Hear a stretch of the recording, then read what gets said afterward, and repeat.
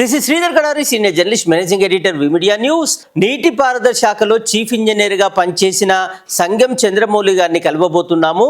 ఆయన చీఫ్ ఇంజనీర్గా సాధించిన విజయాలు ఏంటి, వాటి గొప్పతనం ఏంటి అనేది ఇప్పుడు ఆయన మాటల్లో విందాం.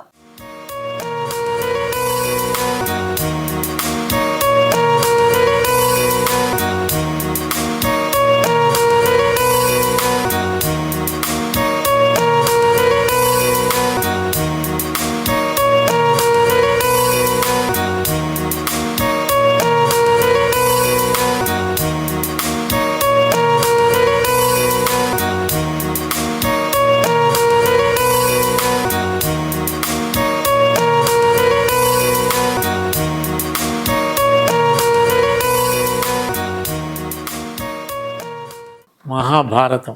ఈ మహాభారతం అనేది మొదటి రామాయణం తర్వాత రాశాను. ఇది ఆ తర్వాత ఈ వాల్మీకి రామాయణం రాశాను. ఇది నేను 2005లో ఒక 5 నెలలు అమెరికాలో ఉన్నాను.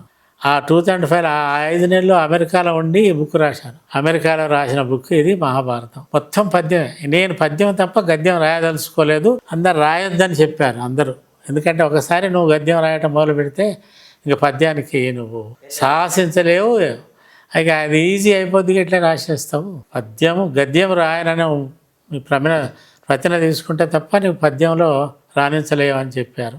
ఇది కూడా 380 పేజీలు ఉంది. 2000 పద్యాలు ఉంటాయి ఇందులో 2000 ఉంటాయి, ఇంట్లో 4000 ఉంటాయి. ఈ పుస్తకం సామాన్య లోకానికి ఏమాత్రం తెలుగు చదివే కెపాసిటీ ఉన్నవాళ్ళు అర్థం చేసుకునేటట్టుగా కంద పద్యాలు 5 మందికి కంద పద్యాలు, కంద మహాభారతం అని పేరు పెట్టమన్నారు, కానీ నేను పెట్టదలుచుకోలేదు. ఎందుకంటే అక్కడొకటి వేరే పద్యం వచ్చింది, వద్దనే ఇక నేను ఒట్టి మహాభారతం అనే పేరు పెట్టాను. ఇందులో అంటే 90% కంద పద్యాలే ఉంటాయి. మహాభారతంలో ఎంతో విజ్ఞానం ఉంది, ఎంతో లౌక్యం ఉంది.